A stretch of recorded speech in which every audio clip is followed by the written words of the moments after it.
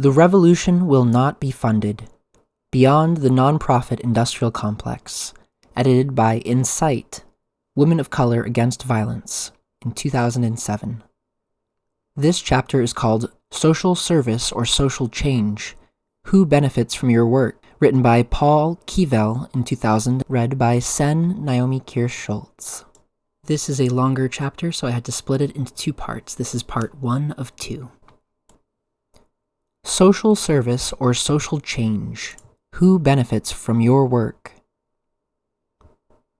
Can we provide social service and work for social change, or do our efforts to provide human services maintain or even strengthen social inequality?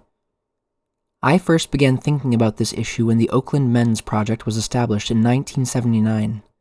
At that time, we were responding to women in the domestic violence, sexual assault prevention, and child sexual assault prevention movements. When asked what we could do as men, they said that they had their hands full dealing with the survivors of male violence and trying to get institutions to respond to these issues. But we were told that since it was men who were the perpetrators of most of the violence, men were needed to address other men. Many men in the country who heard that initial call started batterer intervention programs, working with men individually and in small groups to help them stop their violent behaviors. At the Oakland Men's Project, we were involved in these efforts, yet we felt that in order to end male violence, we needed more than groups for individual men who were violent. We committed to build an organization which, through community prevention and education, could contribute to ending violence, not just quote-unquote reforming individual perpetrators. Nearly 30 years later, I look around and see many shelters and services for survivors of domestic violence, but no large-scale movement to end male violence. I see many batterer intervention programs, but few men involved in challenging sexism. The loss of vision that narrowed the focus of men's work reflects a change that occurred in other parts of the movement to end violence, as activists who set out to change the institutions perpetrating violence settled into service jobs helping people cope. Why does this narrowing of focus continue to happen in so much of our community work? Social service work addresses the needs of individuals reeling from the personal and devastating impact of institutional systems of exploitation and violence. Social change work challenges the root causes of the exploitation and violence. In my travels through the United States, I talk with many service providers, more and more of whom are saying to me, quote, "We could continue what we are doing for another 100 years and the levels of violence would not change," unquote. I meet more and more people who are running programs for batterers who say, quote, "We are only dealing with a minute number of the men who are violent and are having little impact on the systems which perpetuate male violence," unquote.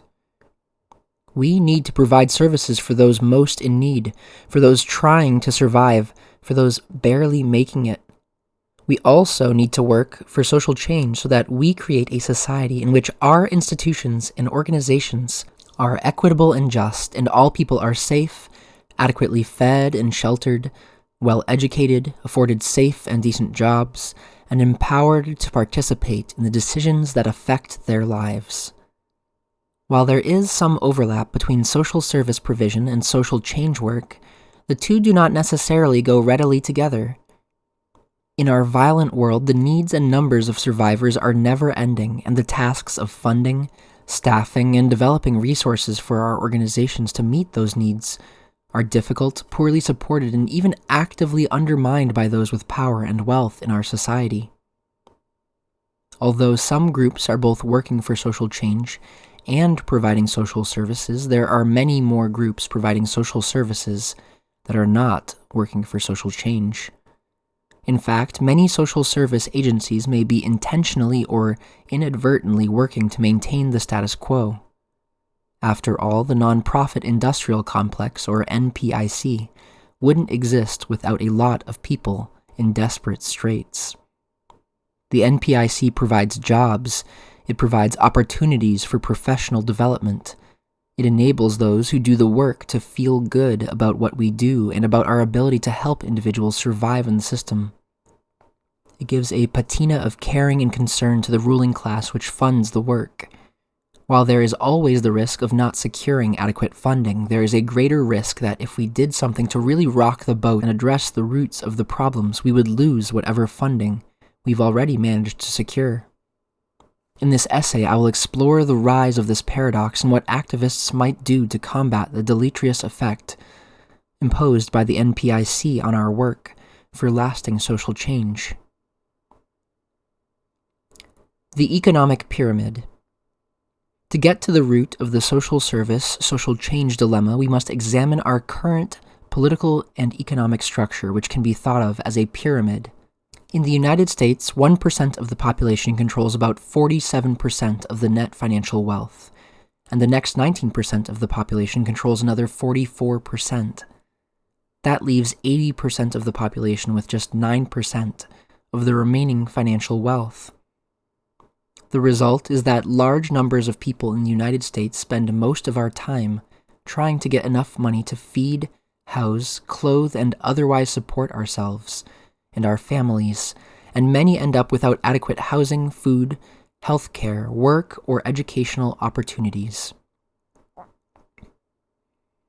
The U.S. economic pyramid. 1% of the population holds 47% of the nation's wealth. The rich and the owners, independently wealthy, over 3 million household net worth, with an average of over $374,000 a year. 19% of the population holds 44% of the nation's wealth. They're the professional and managerial class, over $344,000 per household net worth, with an average income over $94,000 a year.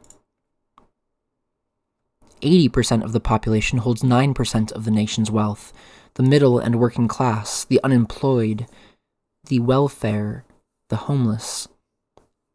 $56,000 per household net worth, with an average income of $41,000 a year. Reader's note, these numbers were based on 2000 numbers.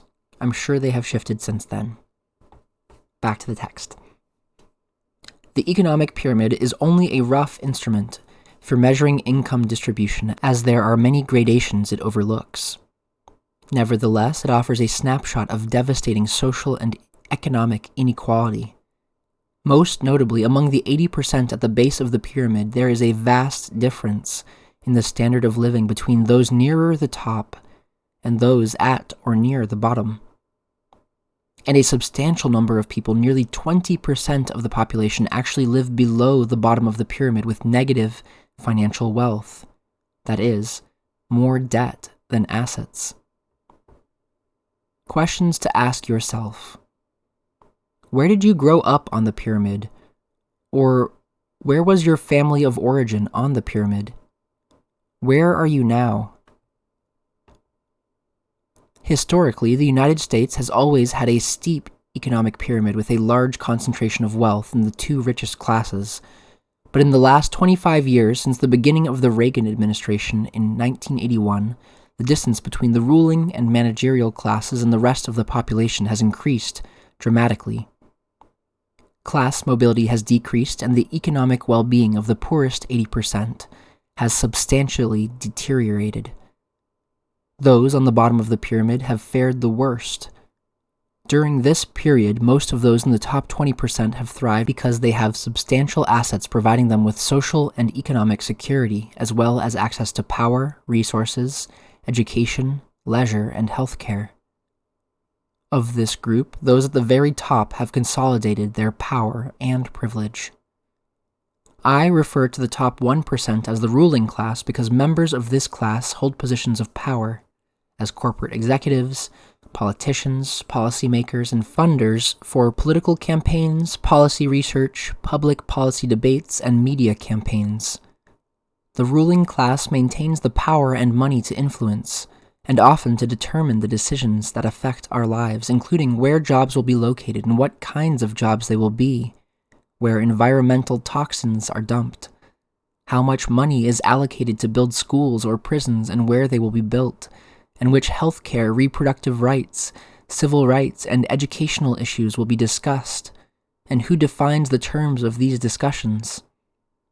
In other words, when we look at positions of power in the US, we will almost always see members or representatives of the ruling class. We cannot call our country a democracy when 1% of the population controls nearly half, and the top 20% controls 91% of the wealth and access to power that wealth produces. This vast concentration of wealth produces the conditions of impoverishment, of ill health, violence, and marginalization that necessitate the services so many of us provide. While the ruling class might not all sit down together in a room and decide policy, members of this class do go to school together, vacation together, live together, and share ideas through various newspapers and magazines, through conferences, think tanks, spokespeople, and research and advocacy groups.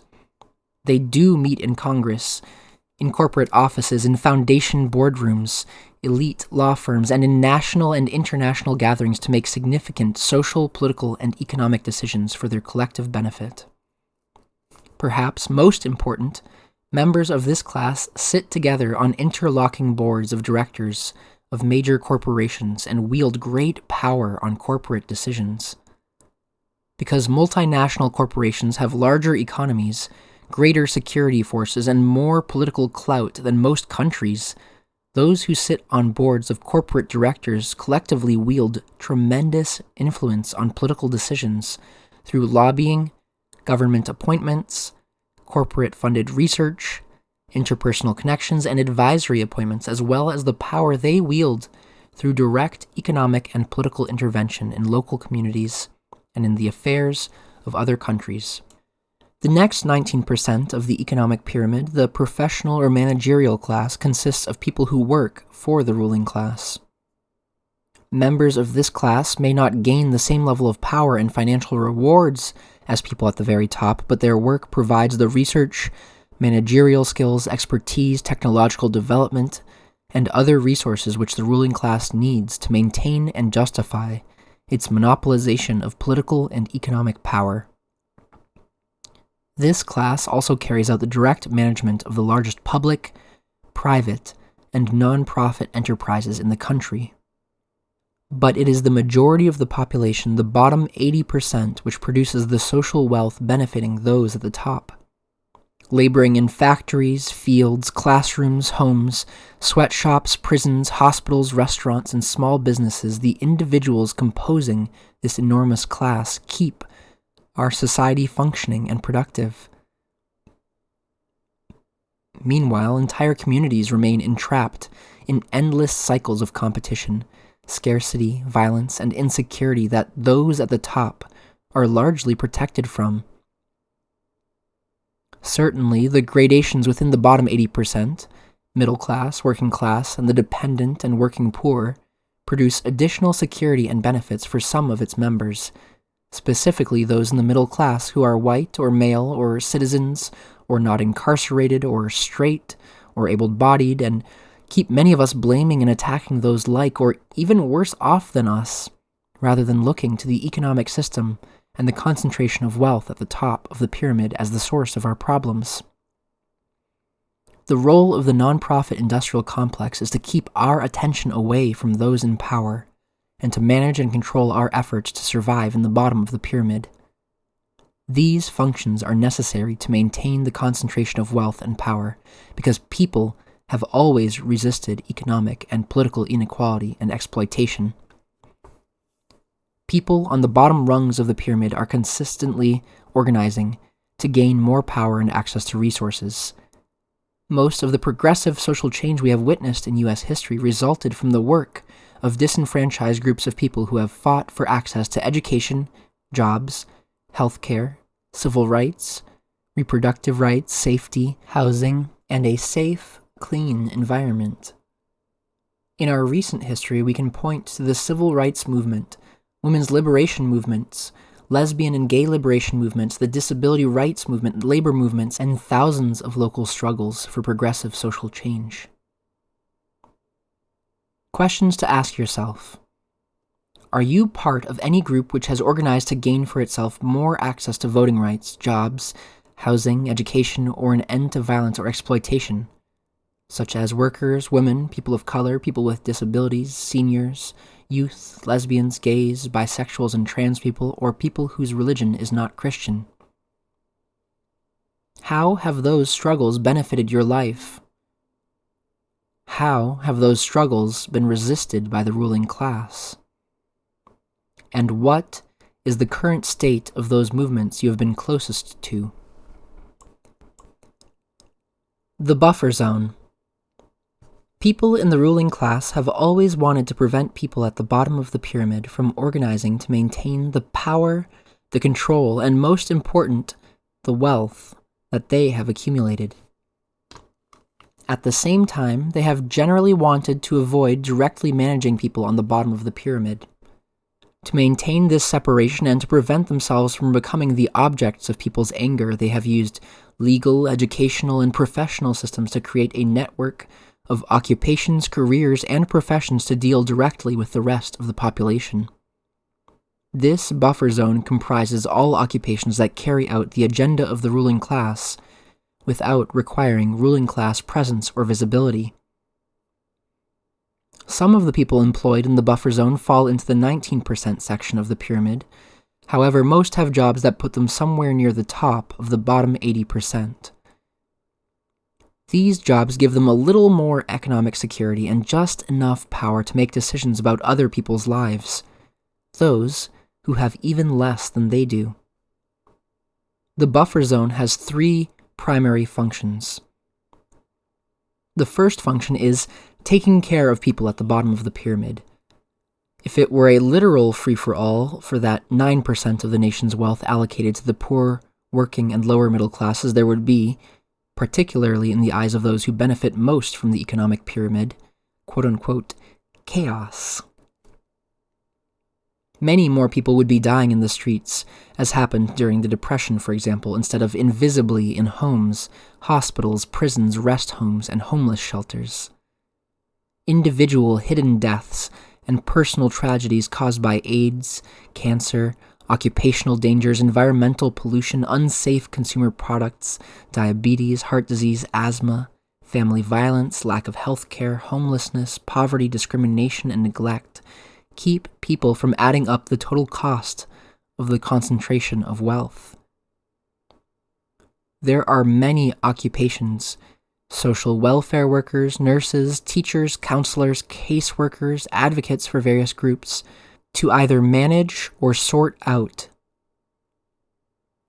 generally based on class, race, gender, immigration status, and other social categories, which people get how much of the 9%, and to provide minimal services for those in need. These occupations are performed mostly by women and are primarily identified as women's work. Taking care of those in need is valuable and honorable work, and most people do it with generosity and good intentions, but it also serves to mask the inequitable distribution of jobs, food, housing, and other valuable resources. When temporary shelter becomes a substitute for permanent housing, emergency food a substitute for a decent job, tutoring a substitute for adequate public schools, and free clinics a substitute for universal health care, we have shifted our attention from the redistribution of wealth to the temporary provision of social services to keep people alive. The second function of jobs in the buffer zone is keeping hope alive by distributing opportunities for a few people to become better off financially. There are still many people who believe the myth that anyone can make it in this society, that there is a level playing field. To keep that myth believable, there have to be examples of people who have, quote-unquote, made it, have gone to college from a poor family, moved from homelessness to stable housing, found a job despite having few, quote-unquote, marketable skills. Some of those who have buffer zone jobs determine which people will be the lucky ones to receive jobs and job training, a college education, housing allotments, or healthcare. Those who gain access to these benefits are held up as examples that the system works and serve as proof that if one just works hard, follows the rules and doesn't challenge the social order or status quo, she or he too will get ahead and gain a few benefits from the system. Sometimes getting ahead in this context means getting a job in the buffer zone and becoming one of the people who hands out the benefits. When the staff of a housing agency enables 3 families out of 100 in a community to get into affordable housing, or a youth program enables a handful of students out of hundreds in a neighborhood to get into college or into job training programs, buffer zone organizations can honor the achievements of those who have made it, validate that the system does work for those who play their cards right, and pat themselves on the back for the good work they have done in helping a few succeed. At the same time, by pointing to those few who succeed, they provide a social rationale for blaming those who didn't make it, because they did not work or study hard enough. The focus on the individual achievements of a few can distract us from looking at why there is not enough affordable housing, educational opportunity, and jobs for everyone. The final function of jobs in the buffer zone is to maintain the system by controlling those who want to make changes. Because people at the bottom keep fighting for change, people at the top need social mechanisms that keep people in their place. In the family, in schools, in the neighborhood, and even in other countries. Police, security guards, prison wardens, highway patrol officers, sheriff's departments, National Guard members, soldiers, deans and administrators, immigration officials, and fathers in their role to provide discipline in the family. These are all traditionally masculine roles in the buffer zone designed to keep people in their place in the hierarchy. Co-opting social change. During the latter half of the 20th century, multiple groups were demanding, and in some cases gaining, crucial changes in U.S. society, such as better access to jobs, education, and healthcare. The ruling classes recognized the need for new strategies to suppress dissent among the oppressed, and to curtail demands for structural change. One strategy used by the ruling class to maintain the social order has been to fund social welfare programs through government and non-profit agencies. This creates the appearance that the government is responsive, creating an illusion of quote-unquote progress, while recruiting buffer zone agents from the groups of people demanding change of the system. But, more often than not, the programs are severely underfunded and overregulated. More, they merely provide services without addressing the structural issues as required to actually eliminate the injustice or inequality motivating people to organize in the first place. In addition, hiring community leaders into paid program and administration jobs separates them from their communities by making them beholden to the governmental and nonprofit bureaucracies that employ them, rather than to the people they are trying to serve. An example of how this process of co-optation works can be seen in the 1960s civil rights movement, a grassroots struggle led by African Americans for full civil rights, for access to power and resources, and for the end of racial discrimination and racist violence. Significantly, the civil rights movement did put pressure on the government, those in middle management and academic jobs, corporations, and nonprofits to hire some African Americans, which has created a small black middle class. But while those struggles succeeded in dismantling legalized segregation, many forms of structural racism still exist, and the broader goals of political and economic justice have largely remained unfulfilled. Indeed, the issue of racism is now frequently, quote-unquote, addressed in our social institutions by a multiracial group of professionals who work as diversity or multicultural trainers, consultants, advisors, and educators.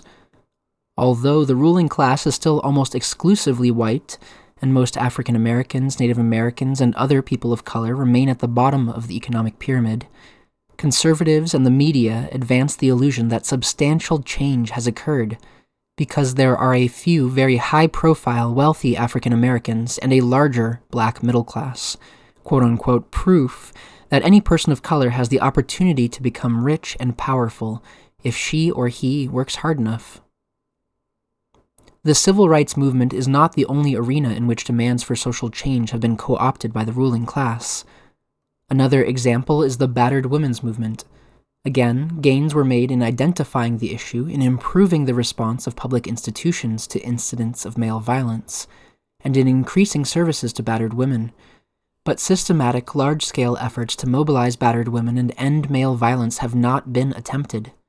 Instead, we have a network of, still largely inadequate, social services to attend to the immediate needs of battered women and a new network of buffer zone jobs in shelters and advocacy organizations to administer to those needs. Neither the roots of racism nor the roots of male violence can be addressed by the present network of narrowly focused social services or the new cadres of professionals administering to the needs of those on the bottom of the pyramid. In fact, I would argue that in combating racism and male violence through the engines of the NPIC, we have lost some ground because we now have more controlling elements, more police, security guards, and immigration officials than ever before, monitoring, interfering with, and criminalizing the family lives of people of color, as well as poor and working-class white people. We need to examine the impact of our work very carefully to make sure that it does not perpetuate a narrow social service perspective, and that we ourselves have not been co-opted by the jobs and privileges we have been given in the non-profit industrial complex. Questions to ask yourself. What are the historical roots of the work that you do? What were your motivations or intentions when you began doing this work? Who are you in solidarity with in the pyramid? That is, who would you like to support through the work that you do? The people at the top of the pyramid, the people in the buffer zone, or the people at the bottom? Who actually benefits from the work that you do? Are there ways in which, through your work, family role, or role in the community, you have come to enforce the status quo, or train young people for their role in it? The role of the nonprofit. The ruling class created the nonprofit legal status primarily to establish foundations so they could park their wealth where it was protected from income and estate taxes. The foundations allow them to retain control over their family wealth. The trade-off they made with the government was a legal mandate to distribute a very small percentage of each foundation's income every year for the public good. A vast network of nonprofits was set up to receive and distribute this money. The nonprofit tax category grants substantial economic benefits to the ruling class. Even today, most charitable tax-exempt giving from the ruling class, either as direct donations or through foundations, directly benefits those at the top of the economic pyramid by going to institutions and programs such as ruling class think tanks and foundations, ruling class cultural institutions such as museums, operas, the theater, art galleries, elite schools, and private hospitals. In 2000, nonprofits controlled over $1.59 trillion in financial assets and had expenditures of over $822 billion. Nonprofits also control significant amounts of federal and state monies through contracts for the provision of public services such as healthcare, education, housing, employment, training, and jobs.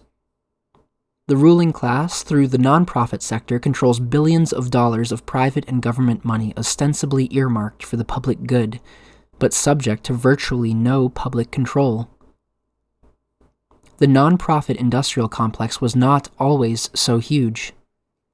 During the civil rights period, when there were large-scale marches, sit-ins, protests, and demonstrations, policymakers at the largest foundations decided that they should fund some of the more moderate leadership in the black community, both to elicit their cooperation and to provide some measure of services that might lessen dissent.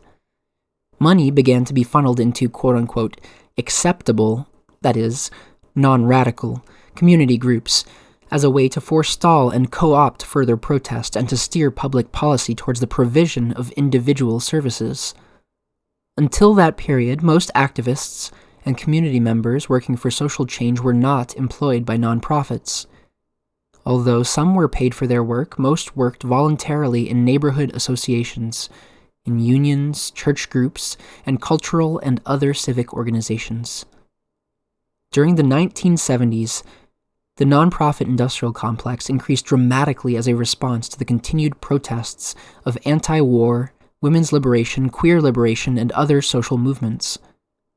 Soon, it became common for people to be paid to do quote-unquote good work by providing services for people in the community. Nonprofit management became a career path, and many subspecialties of nonprofit programming were developed, such as youth work, violence prevention work, senior services, domestic violence services, housing services, and job training programs.